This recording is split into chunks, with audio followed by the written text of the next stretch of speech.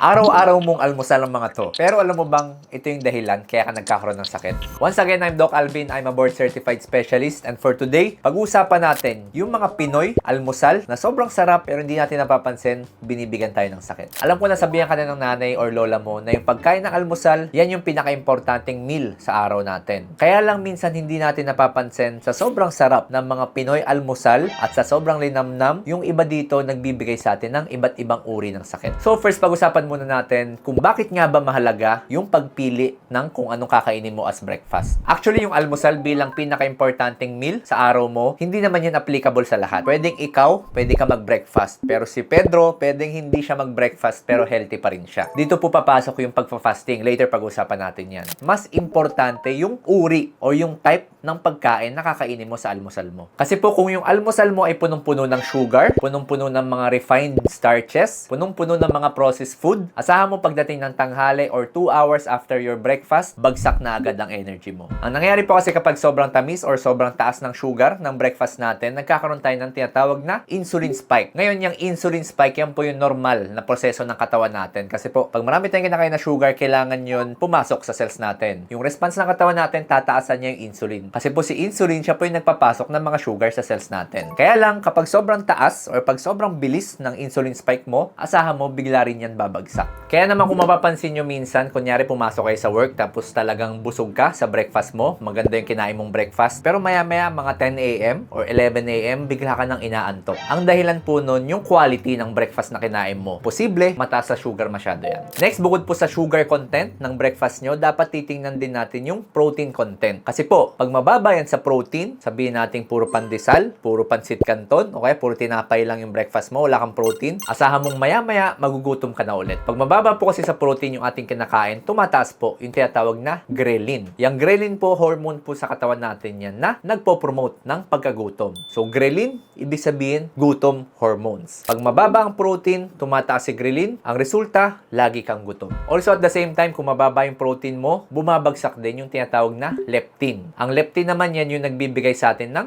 pagkabusog. So, kung mababa ang leptin, hindi ka nakakaramdam ng busog. Lagi kang gutom. Kaya naman si Juan, kung yung almusal niya, sabihin natin Skyflakes, tapos 3-in-1 coffee, tapos soft drinks. Tapos si Pedro, ang almusal niya kanin, white egg, merong chicken. Asahan natin na si Pedro, tatagal siya hanggang 12 p.m. na ganado, mataas ang energy. Pero si Juan, babagsak na agad yan, mga bandang 10 a.m. Ngayon, napag-usapan natin kung mandatory ba talaga yung breakfast kanina. And pag-usapan natin ng bahagya, yung tinatawag na fasting. So yung breakfast po kasi, hindi naman talaga yan mandatory or hindi naman yan required para sa lahat. Yung iba po, okay sila na walang breakfast. Yung iba naman, lalo na pag may diabetes, high blood, kung ano-anong sakit, hindi sila pwede na wala silang breakfast na kinakain. Ilan po sa mga benefits ng nag-i-skip ng breakfast or yung fasting na tinatawag natin, nakakatulong po yan para sa mga nagka-caldef or yung calorie deficit. Kung gusto nyo po mapanood yung video tungkol dyan, ito po yun. Ang calorie deficit, nakakatulong yan para lumiit yung ating bilbel sa mga nagda-diet, sa mga gusto magbawas ng timbang. Ngayon, kung nag-i-skip ka ng breakfast, talagang hindi ka nakakaramdam ng gutom o kaya nagko-coffee ka lang, matutulungan yan na mag-stick ka sa required calorie mo per day. Also, sa mga sanay na mag-fasting or mag-skip ng breakfast, nakakatulong din po yan sa tinatawag na autophagy. Ito po, separate topic ito and mas malawak to na usapin. Kung gusto nyo pag-usapan yung tungkol sa fasting and autophagy, comment down below.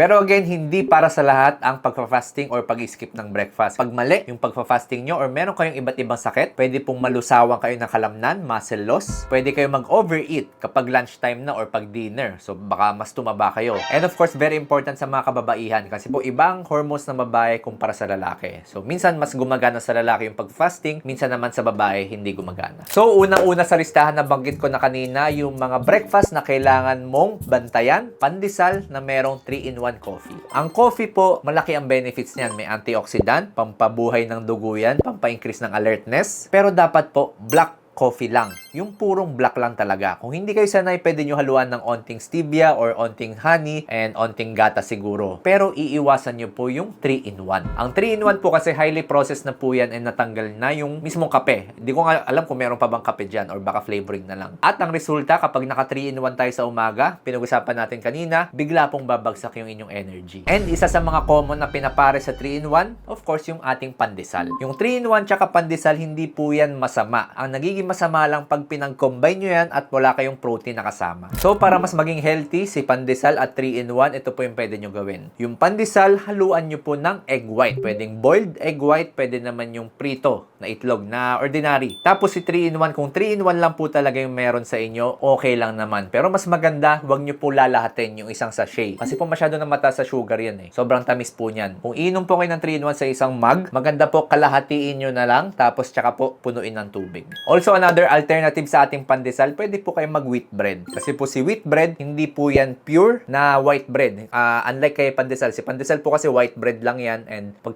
sinabi po kasing white bread, highly processed na rin po yan. Kumpara sa mga wheat bread na merong onting fiber, merong onting vitamins, and mas healthier option po yun. Next, ito sikat na sikat. Kahit ako, kinakain ko rin to dati nung high school and college ako. Champurado na punong-puno ng condensed milk. Yung iba dyan, bukod sa champurado na may condensed milk, hinahaluan pa ng milk powder. Sobrang sarap talaga. Ang problema po dito, again, yung sugar content pa rin. Yung condensed milk po kasi mataas po yan sa sugar, kaya po siya malinamnam, kaya siya masarap. Ngayon, yung mga powdered milk, bukod sa gatas na halo niyan, punong-puno din po yan ng sugar. And, napag-usapan natin kanina, pag wala tayong protein, pag puro sugar yung ating almusal, asahan natin maya-maya after 2 hours or 3 hours ng almusal natin, bagsak na ang ating energy. Again, hindi naman po masama yung champurado na lalagyan ng onting gatas kung paminsan-minsan. Pero kung araw-arawin nyo po ito, tapos wala tayo masyadong exercise, tapos sabihin natin yung lunch natin, nagsa-soft drinks pa tayo, tapos sa dinner, nagsa-soft drinks na naman or matatamis na naman yung ating kinakain, asahan natin na papunta na tayong diabetes. Minsan po kasi yung mga small details tulad nitong pagpili ng almusal na mas healthy, minsan hindi natin yan napapansin eh. Akala natin, okay lang, almusal lang naman yan. Champurado, okay lang, matagal na ako kumakain ng ganito. Pero kasi pag nasana yung ating katawan, tapos tumagal na naging habit natin na kinakain lagi yung gantong uri ng pagkain, ang resulta po, nasisira ng dahan-dahan yung ating katawan. Nagkakaroon tayong insulin resistance, lumalaki na yung ating bilbil, nagiging antukin tayo, and naapektuhan na po yung ating metabolism. Ngayon, para mas maging healthy yung ating champurado na may gatas, ang pwede nyo po gawin, of course, bawasan pa rin yung condensed milk. Ito, very important. Kung condensed milk yung gagamitin mong gatas, condensed milk na lang. Huwag nahaluan ng powdered milk. Powdered milk lang. Huwag nahaluan ng condensed milk or evap. Also, better po kung kayo mismo yung magluluto ng champurado. Kung meron po kayong oras, kayo po magluto ng champurado nyo, and yung gamitin nyo po is dark cocoa. Marami po kasing choices ng mga panghalo sa champurado, diba? Pero mas maganda po yung dark talaga, na talagang buo-buo pa yung tableyan niya. Mas maganda po yun yung gagamitin nyo kasi mas mataas po yan sa antioxidants. So kahit pa paano, meron kang champurado pero na-enjoy mo kasi mas healthy siya. And again, napag-usapan natin kanina, dapat laging merong protein. Okay lang kumain ng sugar, okay lang kumain ng tinapay, kanin sa umaga, basta merong protein. So ang pinakasikat na protein na panghalo kay champurado, tuyo. Ngayon, bago natin pag-usapan yung pangatlong breakfast, madalas ko nababanggit sa inyo yung tinatawag na insulin resistance. So, ano nga bang ibig sabihin nito? So, ito po, meron po ako yung ipapagawang test sa inyo. Or hindi naman to test, parang computation. Kailangan natin ng mag-compute. So, kung kayo po mahina sa math, wag po kayo mag-alala, parehas tayo. Ayoko rin po ng math. So, unang-una, kunin nyo po yung inyong waist circumference. So, ito po, tape measure, and gamitin nyo po yung cm, yung mas maliliit. Sa akin, 80. At i-divide nyo po yan sa inyong height by centimeters din. So, bibigyan ko po kayo ng oras para mag-compute. Comment down below kung ano ang resulta sa inyo.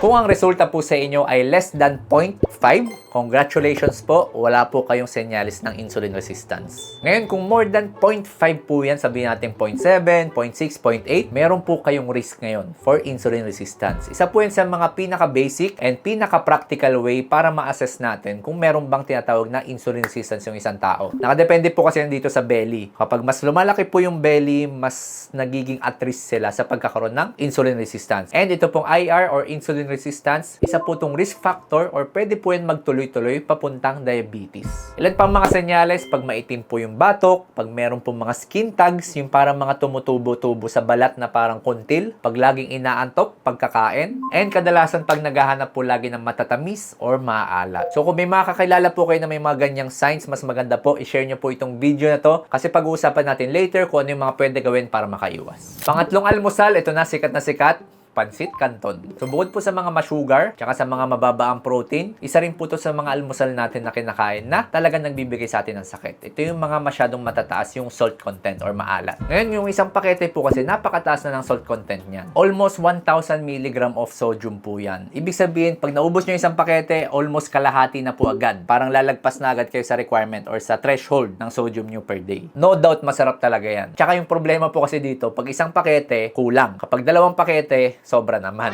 Also, bukod sa asin, sa alat, meron din itong mga halong chemicals kasi po kailangan yan ma-preserve. Pansinin nyo po pag naiwan yan sa inyong cabinet, sabihin natin expiry date niya, sabihin natin June 1, 2026. Pero kainin mo yan ng December 1, 2026, pwede pa. Ganun po kalala yung mga preservatives and yung mga chemicals na halo ng mga Pansit Canton, and yan po yung nagbibigay sa atin ng iba't ibang uri ng sakit. Wala po masyadong sugar yung Pansit Canton pero mataas po yan sa asin. So wala kang insulin resistance pero pwede ka dyan magkaroon ng high blood, pwedeng masira yung bato mo, pwede kang ma-dialysis, pwede kang mamanas. Pwede pa rin naman yan kainin pero ito po yung mga pwede nyong gawin para mas healthy siya. Ang gawin nyo po, maglaga po kayo ng 2 or 3 itlog. Tanggalin nyo po yung pula, tapos ihalo nyo po sa inyong Pansit Canton. Ang nangyari po kasi meron siyang protein. So kahit papano, meron kang protein na nakukuha at hindi puro asin yung nakukuha sa katawan mo. And ito po, very important, pwede mo lagyan ng gulay. Either carrots or repolyo para naman makulay siya at para magkaroon ka ng fiber. Para puro hindi asin yung nakukuha mo. And ito rin, syempre, ang tinuturo ko lagi yung portion control. Yung isang pakete ng seasoning, kalahatiin nyo lang po, wag nyong isasagan. Kasi po masyadong mataas talaga ang asin yan. And mas maganda din kung wag nyo lalahatin yung isang pakete ng Pansit Canton. Pwede nyo po yan kalahatiin. Or, kung meron kang kasama sa bahay, hatian nyo po siya. Wag nyo pong sosolohin. Next, silog. Pero yung karne niya o yung protein niya, processed meat.